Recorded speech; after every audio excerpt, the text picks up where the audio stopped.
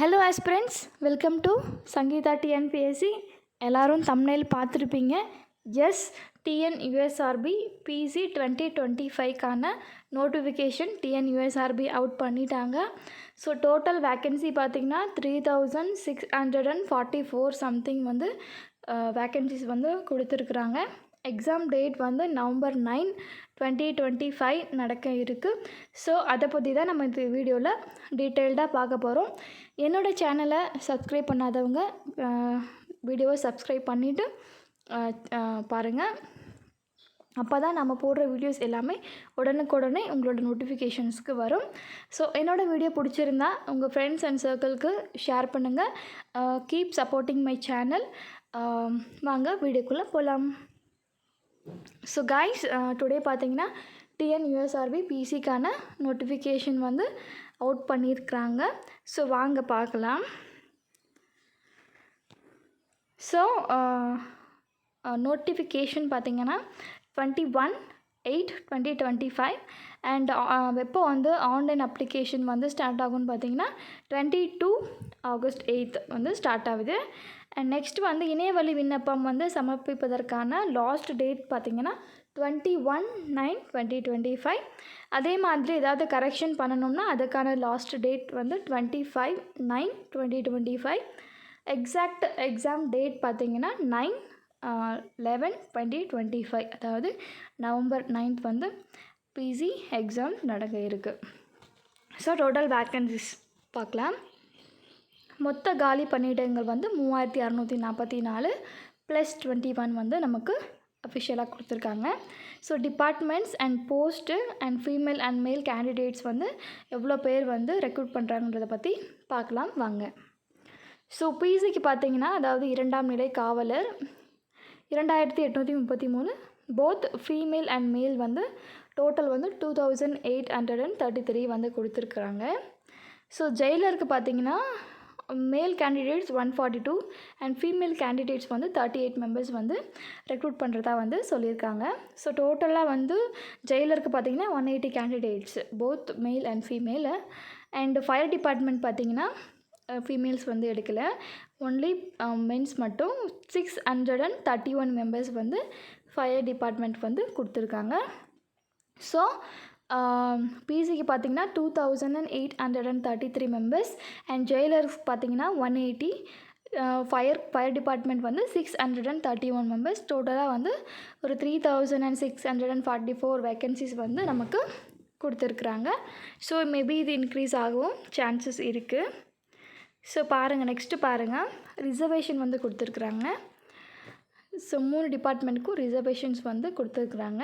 சார்ந்துள்ள வாரிசுதாரர்களுக்கானது, அதாவது words come டிபெண்ட்க்கு வந்து பிசிக்கு 10%, ஜெயிலர்ஸ்க்கு வந்து 10% அண்ட் ஃபயர் டிபார்ட்மெண்ட்க்கும் 10% வந்து கொடுத்துருக்குறாங்க.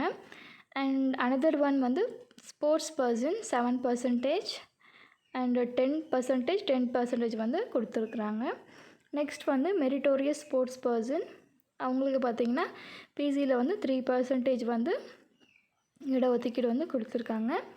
அண்ட் எக்ஸ் சர்வீஸ் மேன், முன்னாள் இராணுவத்தினர்களுக்கானது, அதுக்கு பார்த்திங்கன்னா பிசியில் 5%, ஜெயிலருக்கு பார்த்திங்கன்னா 5% அண்ட் ஃபயர் டிபார்ட்மெண்ட்டுக்கு வந்து 5% வந்து கொடுத்துருக்குறாங்க.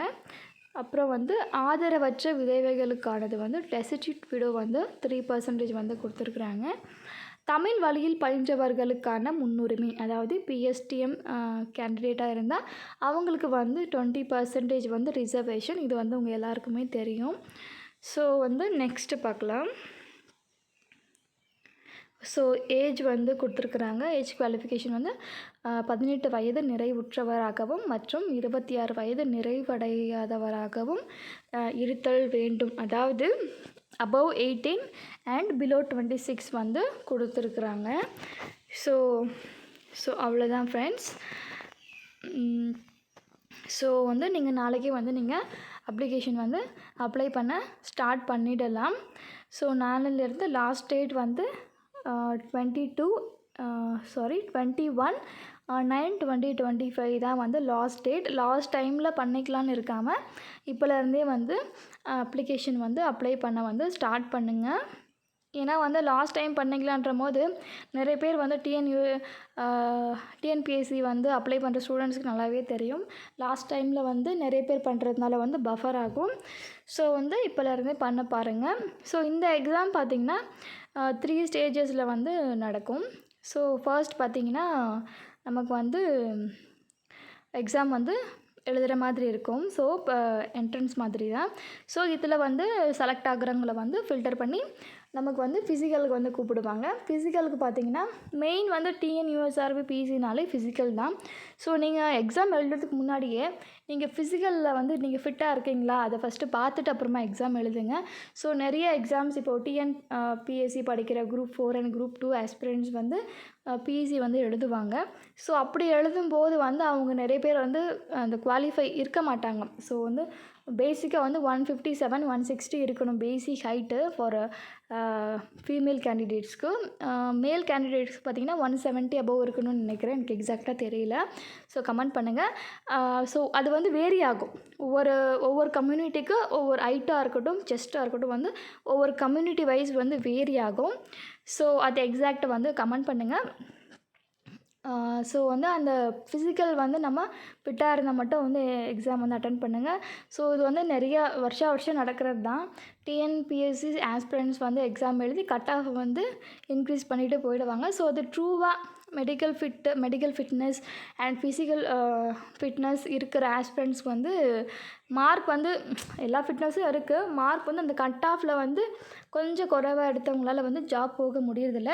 பட் இதில் பார்த்திங்கன்னா சும்மா இப்போ எழுதலாம் அப்படின்னு நினைக்கிற டிஎன்பிஎஸ்சி ஆஸ்பிரண்ட்ஸ் வந்து கட் ஆஃப் வந்து அதிகப்படுத்திடுறாங்க. ஸோ அவங்க வந்து வெல் நாலேஜாக இருப்பாங்க. குரூப் 4 அண்ட் குரூப் 2 படிக்கிறதுனால அவங்க ஆல்ரெடி வந்து நிறைய சிலபஸ் கவர் பண்ணதுனால டிஎன்யூஎஸ்ஆர்பி பிசி பார்த்திங்கன்னா அவங்களுக்கு வந்து ரொம்பவே வந்து ஈஸியாக இருக்கும். ஸோ அதனால் வந்து கட் ஆஃப்ஸ் வந்து இன்க்ரீஸ் ஆக சான்சஸ் இருக்குது.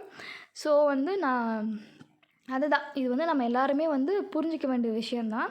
ஸோ ஒன்லி ட்ரூவாக வந்து டிஎன்யூஎஸ்ஆர்பி மட்டும்தான் நான் பிசி தான் போவேன்றவங்க வந்து கண்டிப்பாக இந்த வாய்ப்பை வந்து நல்லபடியாக பயன்படுத்திக்கலாம்.